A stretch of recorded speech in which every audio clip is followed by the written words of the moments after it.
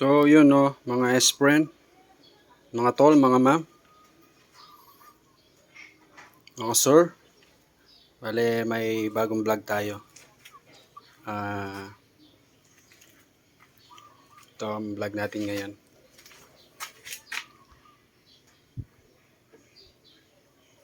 Maglalagay tayo ng extra cooling system.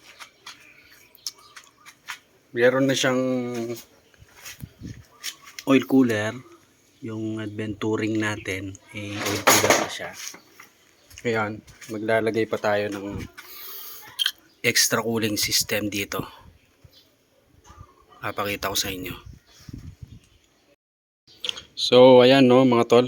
Meron tayo ditong motorcycle fan. Actually, to pang radiator to. Sponsored sa atin to. May nagso-sponsor na sa atin para sa mga video natin, no. Yan mga tol. Install natin dito sa ating adventuring. Okay? Bale, yung mga kakailanganin natin, no, mga tol, ito nga yung fan, mga wires, sockets, tapos yung mga tools, siyempre ito, screw, tapos yung mga ito, yung mga tornilyo, 8mm, tag-isang nut, tsaka tigda dalawang washer, tapos ito, bracket, yung flexible na bracket para sa mga yata ito sa mga cable. Yan. Tapos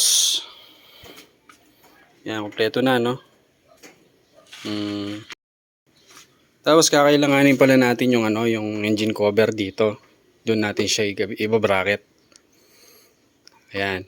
Dito natin siya iba-bracket. Nakatutok dito sa may dito sa may mismong engine. Dito sa may mismong head. Bale, gusto ko na kasing isara to. Para kahit para hindi na masyadong expose yung engine natin. So ayan mga tol. Kunin ko muna yung engine cover natin. So bali ayan mga tol. Ito na yung engine cover natin. Natabasan ko na, hindi ko na na-videoan Kaya ayan. Sakto na yung tabas niya dito.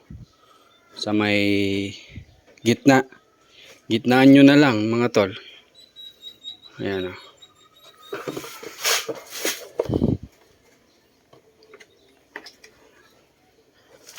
Ayan, bali ganyan siya mga tol. Papasok siya. So, let's go. Install na muna natin.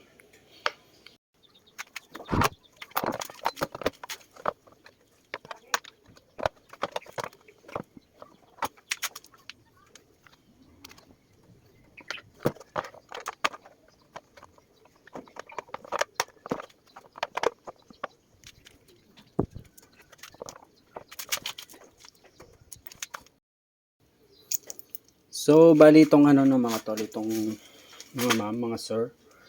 Itong tornilyo niya sa taas, kailangan siya may bushing. Pero kung may makikita kayong mas maiksi dito, pwede naman para hindi na kayo mag-bushing. Para hindi na ako mag-bushing. Ayoko na kasing putulin. Sayang naman. Kaya lalagyan ko na lang ng bushing na bola lang to. Ito anong bola, pwede naman. Yan. Balis dun, ito, to sa taas to. Dito nakalagay. Kasi tatama siya dun sa may chassis. Kung di nyo lalagyan ito. No? Okay. Lagayin na natin.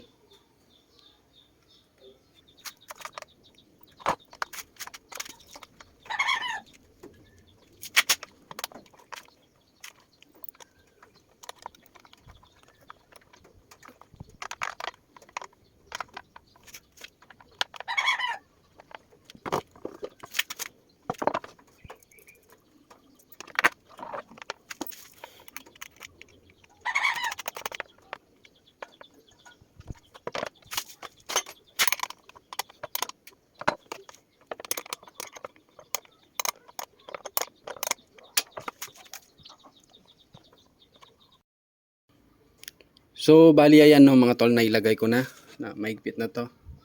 Yung mga tornilyo natin na 8mm.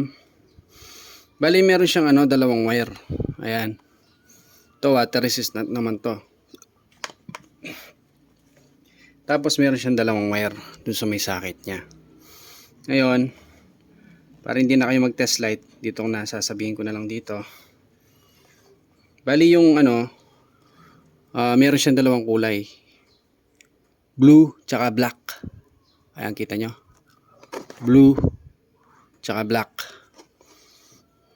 Bali yung yung kulay blue, pag ginawa nyong positive yon, magiging pahigop yung niya, yung buga niya, yung ikot ng niya, ng LC niya. Tapos pag ginawa nyo namang positive yung black, magiging baligtad naman yung ikot niya, magiging palabas. Ayan, baligtaran lang siya. So ganun na mga tol.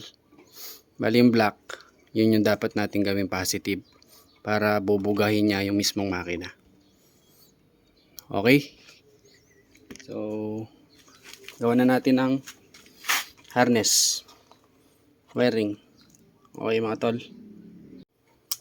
So bali yan no mga tol, lalagay na lang natin tong switch nya. Pwede kayong gumamit nitong switch na ganito, on and off.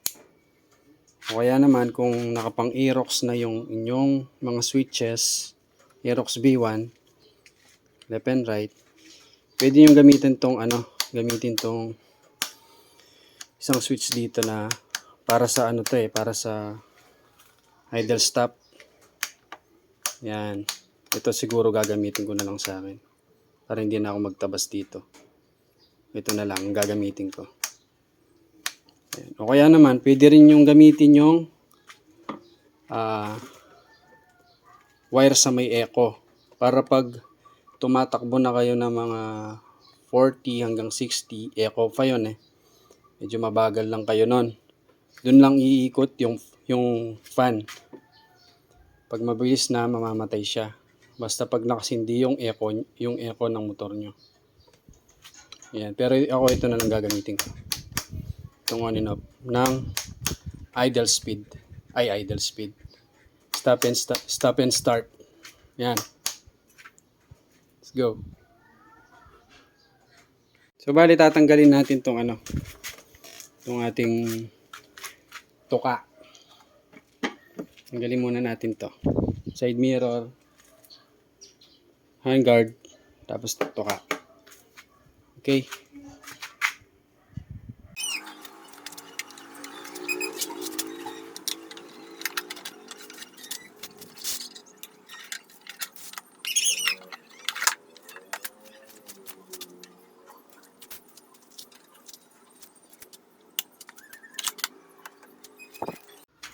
So bali yan no mga tol, nakita ko na yung wire nung switch natin.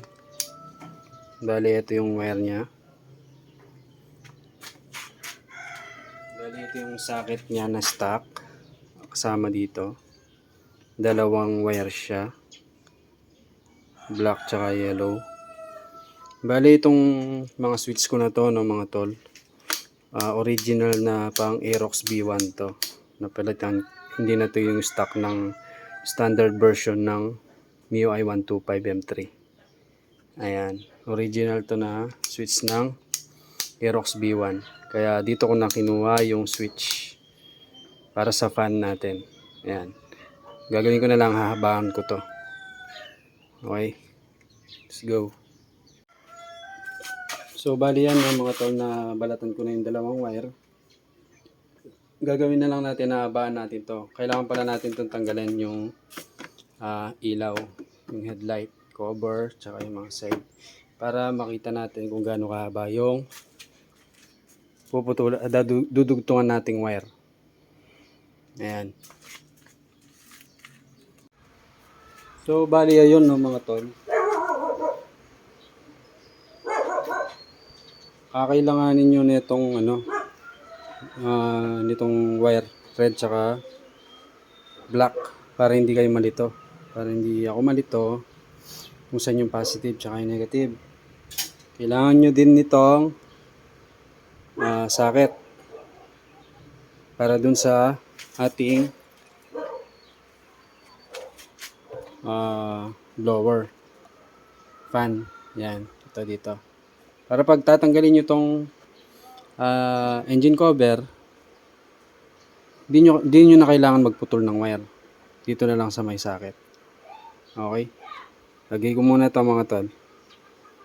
So, bali yan no mga tol.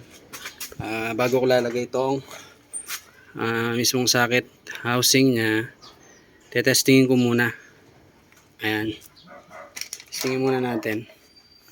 Bali yung kulay blue, to sa may blue, dun sa may dun sa may socket, dun sa may blower mismo, yun yung black papuntang battery, negative. Tapos ito naman yung positive, papuntang positive ng battery, yung black. Ito yung lakas ng mga tol. Ulitin natin. Ito tayong plastic. Ulitin natin.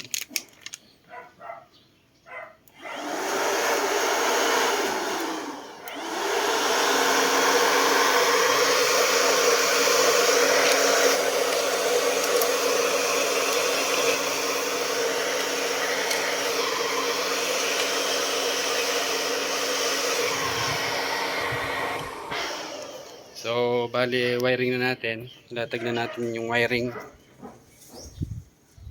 papuntang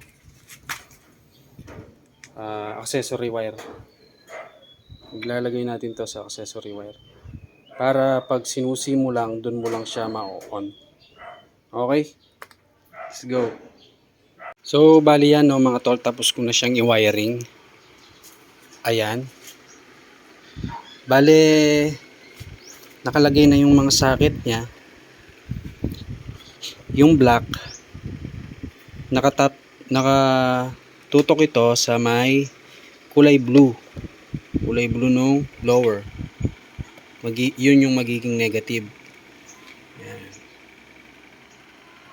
Tapos yung black, yun yung magiging positive. Dito yun sa may blower para palabas, hindi pahigop yung buga ng hangin. Yan. Tapos yung kulay red, ito yung nasa may black nung socket. Yan, papunta ito sa may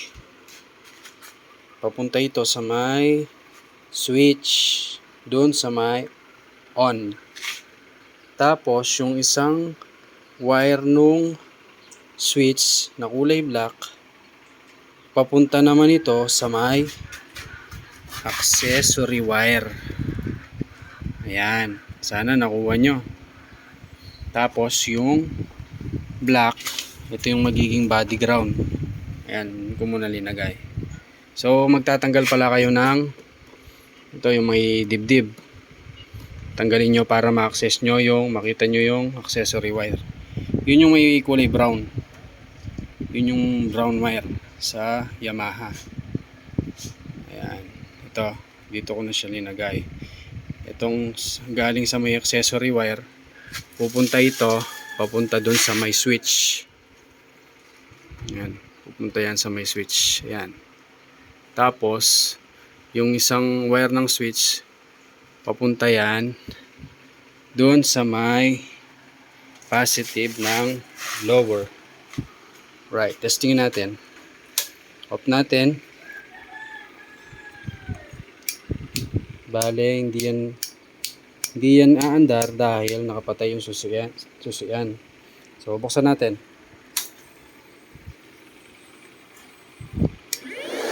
Alright. Off. Patay. Buksan natin. Alright. Bridge na tayo. Patayin muna natin. Bali, ilagay muna natin ng mga tol. Ayusin muna natin yung wiring. So ayan no, no mga tol, mga ma'am, mga sir. Bali, nailagay ko na yung ground. Ito yung ground. Yung galing mismo sa may wire ng blower natin, yung fan. Tapos yung sa may accessory wire papuntang switch, ito gagawin ko na lang black kasi black yung nandoon. Okay, babalutin ko na lang to para safe. Ito okay na. Okay, so bali itong sa may switch mga tol, linagyan ko na nito nitong socket. Ito yung switch, linagyan ko na siya ng socket para malinis tignan. Tsaka pag tinatanggal tong switch, tatanggalin mo na lang to socket. Linagyan ko na siya ng socket. Bali makakabili kayo ng ganyan sa may Shopee, isang buong set. At kung sama-sama na dyan hanggang 6 pin, 2 pin hanggang 6 pin, bili kayo nito. Yan, lalagyan ko na siya ng ganyan. So ayan no, mga tol, nalagyan ko na siya ng socket. Bale ayan, magkatutok yung black tsaka yung black. Tapos yung yellow ng switch, tapos sa red ng papunta ng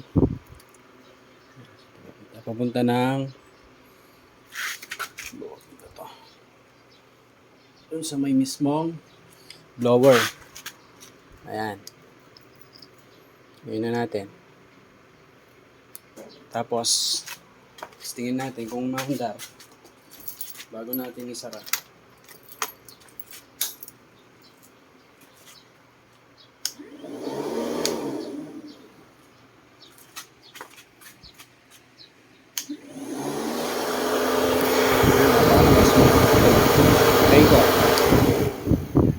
Alright, so lalagay ko na yung mga mga bearings.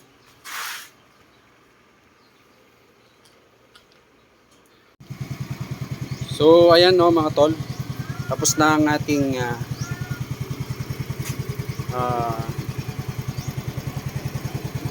radiator fan installation, blower fan para sa ating engine. Ayan, tapos na siya no mga tol. Testing natin. Alright, ang lakas mga tol. Try natin. Nice. So pwede to sa mga tol, sa mga, wait lang, patayin muna natin. Pwede to sa mga M3, Click, Honda Beat, basta scooter. Pwede naman sa ibang motor, pwede naman sa ibang motor. So kaya ako siya linagyan ng ganyan mga tol, kasi ayaw ko nang na nakatanggal tong engine cover, tapos mainit sa paa. Ayan, tsaka nag-grab din kasi ako. Ayan, medyo malayo din araw-araw yung biyahe, kaya stress yung makina. Bali meron na siyang blower, meron pa siyang oil cooler. Yan ang mga tol. Sa mga gustong magpagawa, PM nyo lang ako, parts and labor.